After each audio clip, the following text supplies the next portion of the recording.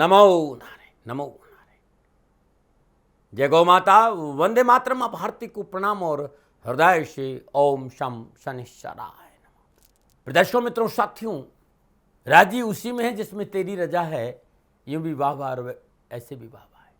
जिस हाल में तू रखे खुश होके गुजारूं मैं। हमेशा भगवान की खुशी में खुश होना चाहिए साथियों।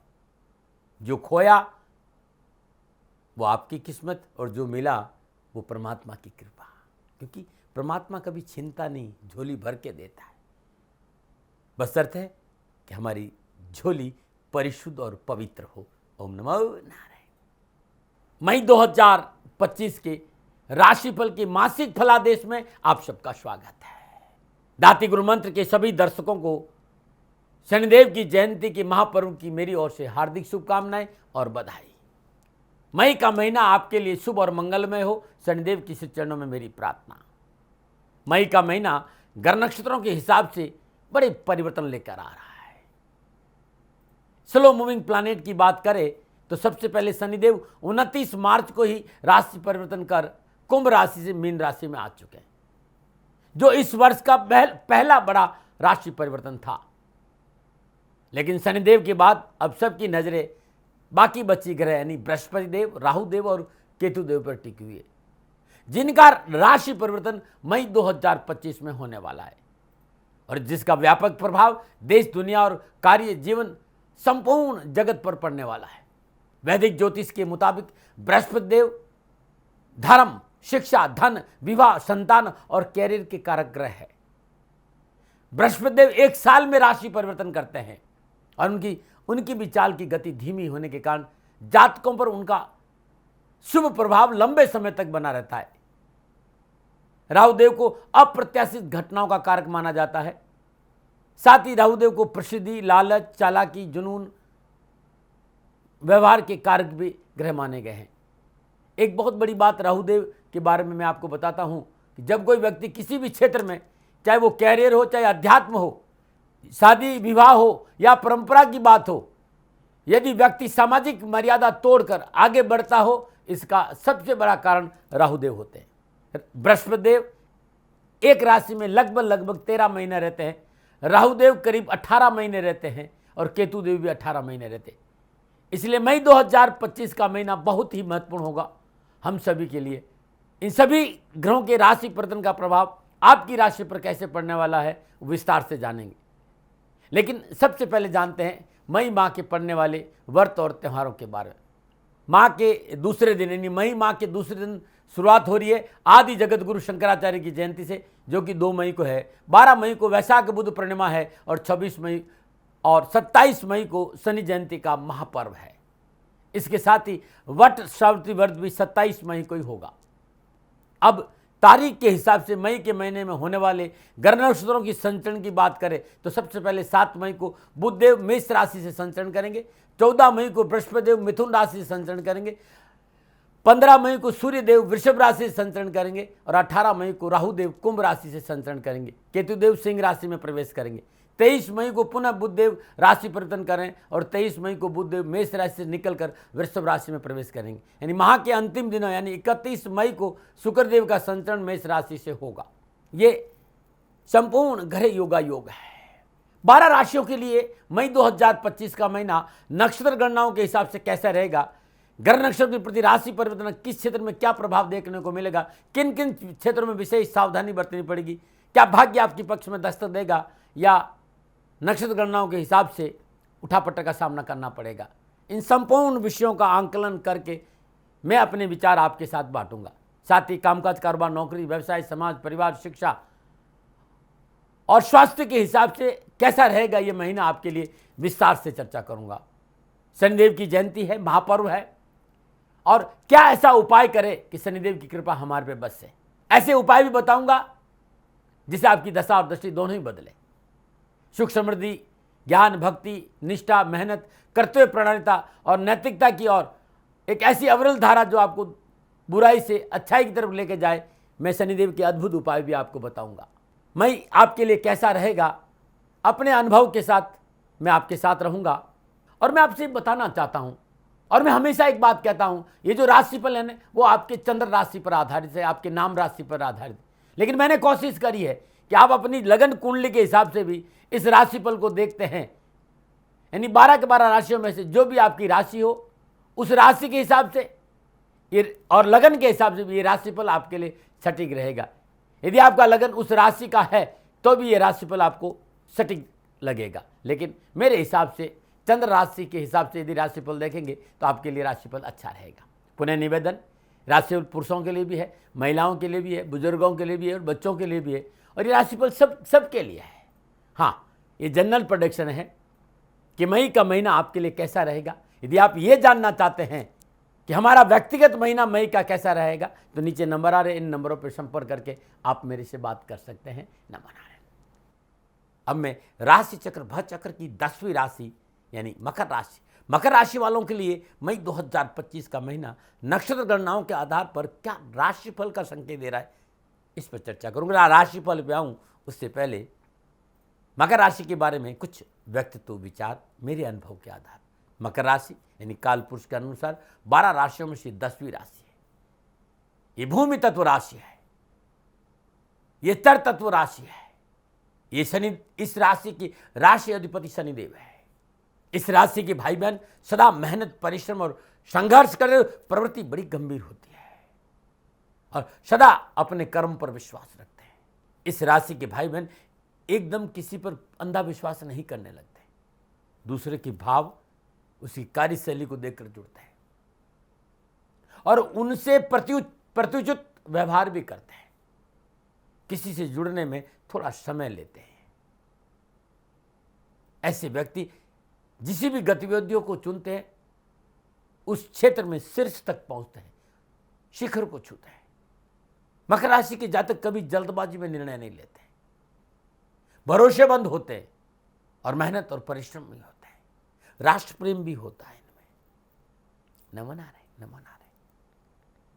अब मैं आपसे ये कहना चाहूंगा कि मई 2000 का जो महीना मई 2025 का जो महीना है, नक्षत्रों की गणनाओं के आधार पर, जो ग्रहों का संचरण है उसके आधार पर क्या संकेत दे रहा है। राशि का आधार ग्रह गोचर है।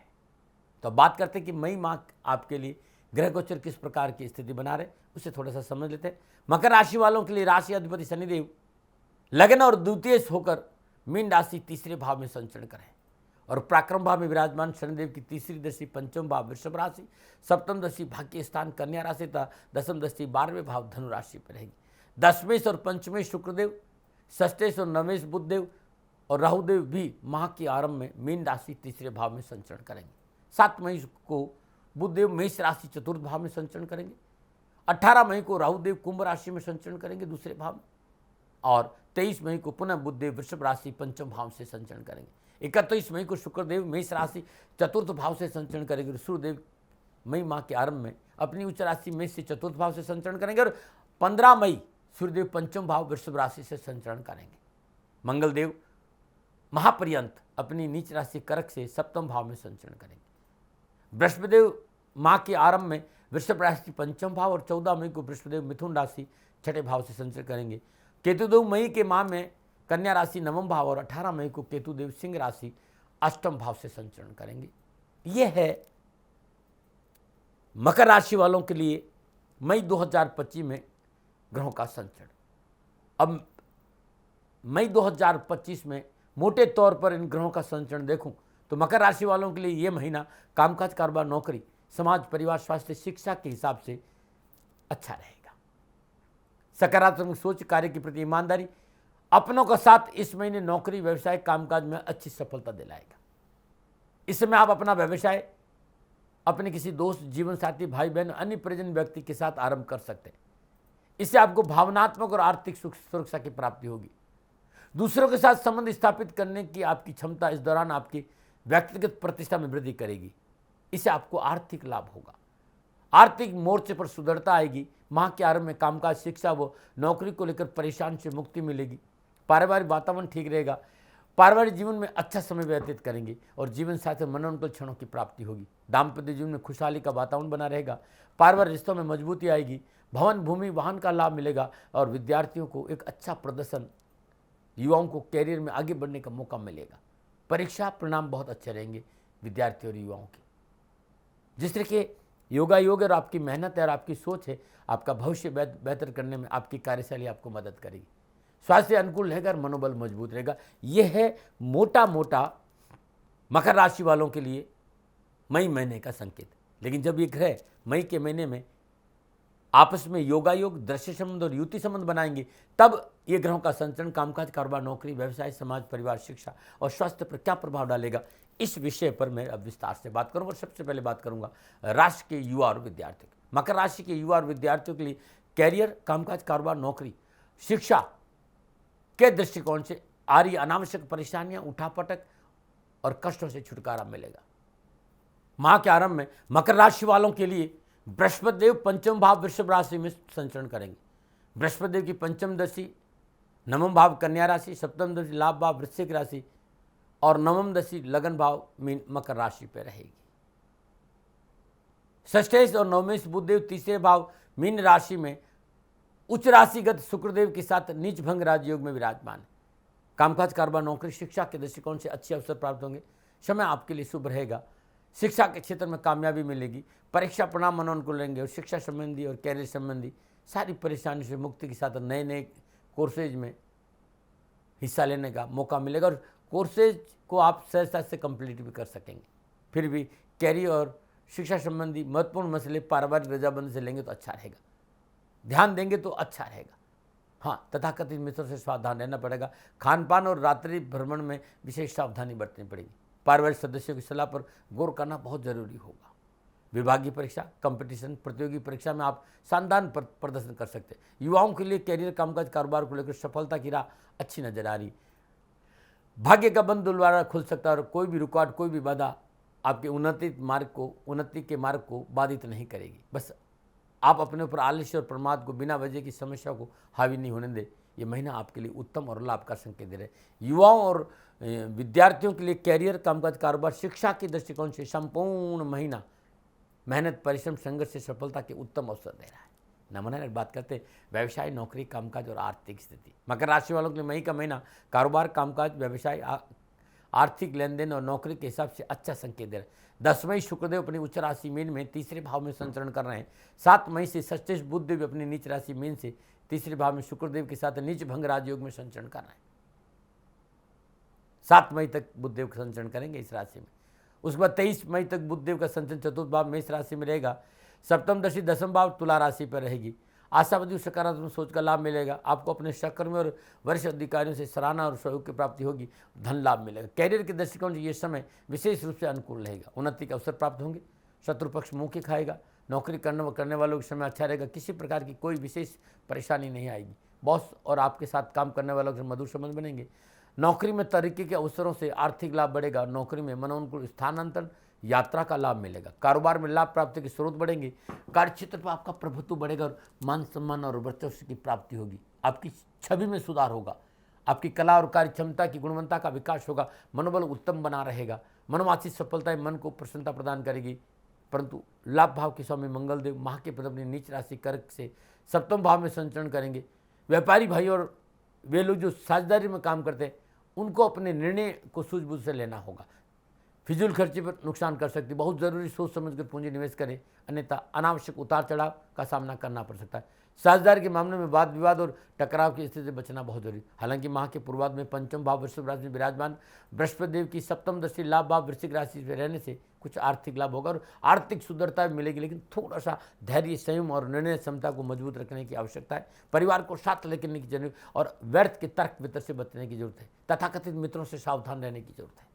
सामाजिक और पारिवारिक दृष्टिकोण से मई का महीना आपके लिए ठीक रहेगा। महाप्रबंध कुटुंब भाव के स्वामी शनिदेव प्राक्रम भाव मीन राशि में विराजमान रहेंगे। 14 मई तो पंचम भाव में बृहस्पति की उपस्थिति भाई बंधु और संतान को पूर्ण सफलता दिलाएगी। पारिवारिक सदस्यों के सहयोग से अनावश्यक परेशानी से मुक्ति मिलेगी। परंतु महाप्रबंधन सप्तम भाव कर्क राशि में मंगलदेव नीच अवस्था में संचरण करेंगे और मंगलदेव की चतुर्दशी दसम भाव तुला राशि पर रहेगी। सप्तम दशी लगन भाव मकर राशि पर रहेगी और अष्टम दशी कुटुंब भाव कुंभ राशि पर रहेगी, जिसकी वजह से पारिवारिक जीवन में अनावश्यक उठापट और कलहपूर्ण परिस्थितियों का सामना करना पड़े। अपने क्रोध पर काबू रखें, जल्दबाजी में निर्णय नहीं ले, अपने विचार अपनों पर लादने का प्रयास नहीं करें और जिद नहीं करें, अन्यथा परेशानी हो सकती है, क्योंकि वातावरण बहुत अच्छा है। आपकी कार्यशैली और आपकी भाषा शैली की वजह से कष्ट और परेशानी का संकेत नजर आ रहा है, और यही एक वजह है कि पारिवारिक जीवन में अनावश्यक उठापटक कलहपूर्ण परिस्थितियाँ हो सकती। नक्षत्र गणना इस बात का संकेत है कि पारिवारिक सदस्यों को आपसी समन्वय और विश्वास के सहयोग से में कमी नहीं आने दें। पारिवारिक परिस्थितियाँ प्रतिकूल न हो, समझौतावादी नीति अपनाएं। इस महीने व्यर्थ के भय भ्रम भ्रांति से दूर रहना बहुत जरूरी है, और जीवन साथी के प्रति किसी तरह का संशय कलह का कारण बनेगा। पिता और बड़े भाई बहनों के साथ रिश्तों में मर्यादा बना के रखना बहुत जरूरी है। स्वास्थ्य के दृष्टिकोण से मई का महीना आपके लिए अनुकूल रहेगा। माह के मध्य बृहस्पति देव की नवमदशी लगन भाव मकर राशि पर रहेगी। लग्नेश शनिदेव मजबूत स्थिति में तीसरे भाव मीन राशि में संचरण करेंगे। पुराने कष्टों से छुटकारा मिलेगा, स्वस्थ जीवन का आनंद लेंगे। परंतु अष्टमेश सूर्यदेव की अपनी उच्च राशि में चतुर्थ भाव में संचरण करने से हृदय संबंधी परेशानियों का संकेत नजर आ रहा है। हाई बीपी, लो बीपी, कोलेस्ट्रॉल हो तो चिकित्सा में लापरवाही, जो खानपान में परिशुद्धता रखें। सप्तम भाव में मंगल देव अपनी नीच राशि कर्क में संचरण करेंगे। सप्तम दिन लगन भाव कर्क मकर राशि को देखेंगे, इसलिए इस माह मौसम परिवर्तन, गर्मी ज़्यादा बढ़ रही है, इसलिए ठंड गर्मी से नुकसान हो सकता है। आप फ्रिज की चीज़ें सेवन करेंगे या ज़्यादा एसी रखेंगे तो परेशानी के संग गर्मी और ठंडी इन दोनों से थोड़ा सा संतुलन बनाना बहुत जरूरी। रक्त संबंधी परेशानियां, सिरदर्द, माइग्रेन, डिप्रेशन जैसी कोई बीमारी हो तो तुरंत चिकित्सा का सहारा लीजिएगा। उपाय क्या करें? गरीब निर्धन व्यक्ति को वस्त्र और छाते का दान देना अच्छा रहेगा।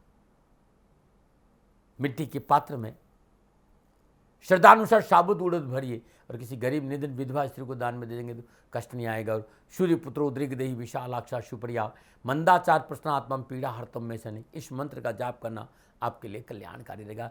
इस महीने शनिदेव की जयंती है 27 मई 2025।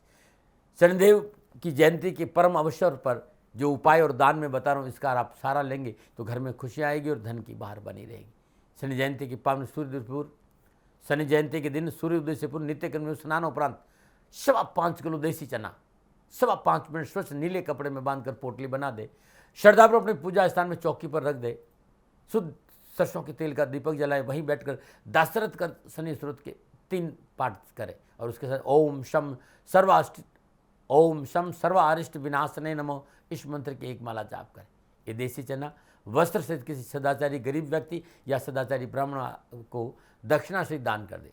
और उसके बाद शनि जयंती के पावन पर्व लोगों के लिए भोजन की व्यवस्था करें तो अच्छा। भोजन का दान, वस्त्रों का दान मकर राशि वालों मई के महीने में उत्तम और लाभ का संकेत दे रहा है। नमस्कार दर्शकों मित्रों साथियों, मकर राशि वालों के लिए मई का महीना कैसा रहेगा? नक्षत्र गणनाओं के आधार पर ये मेरा निजी आकलन था। न भय, न भ्रम, न भ्रांति, न विवाद, न तर्क, शक, न उपनयन का अधिकार आपका था। आपका है, आप ही का रहेगा। मानो न मानो ये आपकी मर्जी। हाँ, आकलन मेरा था और मेरे से कोई भूल हो जाती तो दोनों हाथ जोड़कर क्षमा मांगता हूँ।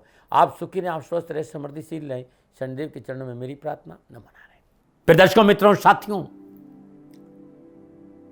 पूरा राष्ट्र ये जानता है कि मेरा जीवन गौ माता और बेटियों के लिए है। यत्र नारीस्तु पूजन्ते रमन्ते तत्र देवता। ठीक किसी तरह मेरा जीवन गौ माता की शरणागत है, उनके चरणों में है। पूरा राष्ट्र और राजस्थान का हर व्यक्ति जानता है कि दाती महाराज गायों से बहुत प्यार करते हैं, बेटियों से बहुत प्यार करते हैं। पिछले 35-36 सालों में सैकड़ों हजारों बेटियों के लिए मैंने अपना जीवन दिया है और मैं ये कह सकता हूं कि गौ माता और बेटियों के लिए मेरा संपूर्ण जीवन निछावर है। और ये मेरे जीवन का उद्देश्य था, क्योंकि मेरे लिए राष्ट्र कोई बड़ा है, ना राष्ट्र से बड़ा कोई हो सकता है, न संभावना है। और गौ माता और बेटियां राष्ट्र की धरोहर है, उनके लिए करना मेरा कर्तव्य भी था, मेरा कर्म भी था और मेरा धर्म भी था। मैं आपको किसी वजह से नहीं सुना रहा हूं ये बात, बस खाली बता रहा हूं कि ये मेरे जीवन का लक्ष्य था। मैं अपने राष्ट्र की सेवा करूं, ये मेरा धर्म है, क्योंकि मैं इस राष्ट्र का नागरिक हूं। पिछले 30-35 सालों से मैं बेटी बचाओ, गौ सेवा में अपना संपूर्ण जीवन राष्ट्र के साथ लगाया। समय बड़ा बलवान है, समय बलवान होता है साथियों। वर्तमान परिस्थितियां आर्थिक दृष्टिकोण से मेरी अनुकूल नहीं है, यह मैं संकेत आपको कई बार दे चुका हूं। धन नहीं मांग रहा हूं, मैंने आज तक राष्ट्र से कभी ये नहीं कहा कि मुझे धन दो, मुझे पैसे नहीं चाहिए। ना मैंने पहले कभी पैसे मांगे थे और ना मैं अभी पैसे मांग रहा हूं। और ये मेरा अहंकार नहीं है। बात बताना चाहता हूं, मैं अहंकार से ये नहीं बोल रहा हूं, क्योंकि मैं धन को लेकर कभी आपके सामने नहीं आया। ये मेरा निवेदन है। हमेशा मैंने आप लोगों से कहा कि राष्ट्र की सेवा करो, मैं भी कर रहा हूं और आप भी सेवा करो। धन नहीं चाहिए, लेकिन वर्तमान आर्थिक परिस्थितियां मेरे को यह कहने के लिए थोड़ा सा मजबूर कर रही है कि शनिधाम गौशाला की गाय दुखी नहीं रहे, इसके लिए मुझे आपका सहयोग चाहिए। और सहयोग तब चाहिए जब मैं आपके लिए कुछ करूंगा, मैं आपके साथ खड़ा रहूंगा आपकी समस्याओं के समाधान के लिए, चाहे वो पूजा पाठ हो, चाहे ज्योतिष हो, चाहे ध्यान हो, चाहे योग हो, किसी भी रूप में आपको मेरे से सहयोग चाहिए। आप सभी अपनी अपनी जन्म कुंडली देखना चाहते हैं, आप चाहते हैं कि मैं आपकी जन्म कुंडली देखकर आपको कुछ समाधान दूं, और आप सबको कुछ न कुछ जानकारी चाहिए। मैं आपके साथ खड़ा हूं, पूरे साल खड़ा रहूंगा, और जब तक जीऊंगा तब तक राष्ट्र के साथ खड़ा रहूंगा। नीचे नंबर आ रहा है, इन नंबरों पर संपर्क करिए और मेरे से बात करिए, लेकिन इसकी एवज में गायों के लिए चारे की व्यवस्था करिए। इसलिए मैंने कहा था कि भाई समय है, दिन है, थोड़ा सा आर्थिक परिस्थितियों को लेकर मैं थोड़ा सा कमजोर हूं, और मेरी गौ माता शनिधाम गौशाला चारे को लेकर परेशान नहीं हो, ऐसा मैं हृदय लेकर आपके सामने आया हूं। लोगों ने कहा कि राष्ट्र आपसे प्यार करता है दाती महाराज, एक बार राष्ट्र से निवेदन करिए। मैं फिर कहना चाहता हूं, मैं धन नहीं मांग रहा हूं, और ये मेरा अहंकार नहीं, मेरी विनम्र प्रार्थना। साथियों, मेरा राष्ट्र सर्वोपरि है। मैं ये नहीं कह रहा हूं, मैं ये कह रहा हूं कि मैं परिश्रम करूंगा आपके लिए, और आप उस परिश्रम के एवज में गायों के लिए चारे की व्यवस्था कीजिए। शनि भगवान सदा आपकी रक्षा करेंगे, आपका जीवन सदा खुशियों से भरा रहेगा, ऐसा मेरा निवेदन है। और वे सभी लोग जो सक्षम है, सामर्थ्यवान है, जिन्हें दाती महाराज के ज्योतिषीय समाधान की आवश्यकता नहीं है, उनको मेरा प्रणाम है। और उन सबको मेरा प्रणाम है जो शनिधाम गौशालाओं को सपोर्ट करते हैं, सेवा में कंधा से कंधा मिलाकर खड़ा रहते हैं। जब से मैंने ये सूचना दी, जब से मैंने ये मैसेज दिया, हजारों लोग शनिधाम गौशाला के साथ कंधा से कंधा मिलाकर खड़े हैं। उन सबको मेरा धन्यवाद, मेरा आभार, अभिनंदन। हर महीने आप में से बहुत से लोग कुछ न कुछ शनिधाम गौशाला में सहयोग करते हैं। मैं उन सब के प्रति पुनः एक बार हृदय से अपना आभार प्रकट करता हूं, और यह सहयोग मैं जीवन भर याद रखूंगा। समय ऐसा है, मेरी परिस्थितियां आर्थिक दृष्टिकोण से अनुकूल संकेत नहीं दे रही, इसलिए मैंने राष्ट्र से कहा कि शनिधाम गौशाला में परेशानी नहीं आए। सरकार सपोर्ट करती है, सरकार की तरफ से जो वो करना चाहती है वो करती है, लेकिन उससे पूरा नहीं पड़ता है। सरकार की अपनी सीमाएं हैं साथियों, और उससे पूरा नहीं पड़ता है, और अपनी मर्यादाएं भी और सीमाएं। शासन के पास और बहुत से काम है साथियों। फिर भी मैं शासन का भी धन्यवाद दूंगा जो हमारे साथ वो खड़े हैं। पुनः हृदय से एक बार निवेदन करना चाहता हूं, आपको लगता है कि दाती महाराज के साथ शनिधाम गौशाला में खड़ा रहना है तो नंबर नीचे आ रहे हैं, जरूर सहयोग करिएगा। मेरा कोई दबाव नहीं है, समय काल परिस्थिति के अनुसार दाती महाराज की ये प्रार्थना है। मैं दाती महाराज आपका हूं और आप मेरे हो, मुझे लगा कि आपको कहना देना चाहिए। राष्ट्रवासियों, व्यापारी नहीं हूं, समय है आज आपसे कह रहा हूं। और यदि आप अपने आसपास भी जो गायें उनकी भी सेवा करते हैं तो ये भी सेवा मेरे को बहुत खुशी हो, क्योंकि गौ माता दुखी नहीं रहनी चाहिए, बस इस बात का ध्यान रखिएगा। पुनः हृदय से आभार। ओम नमो नारायण।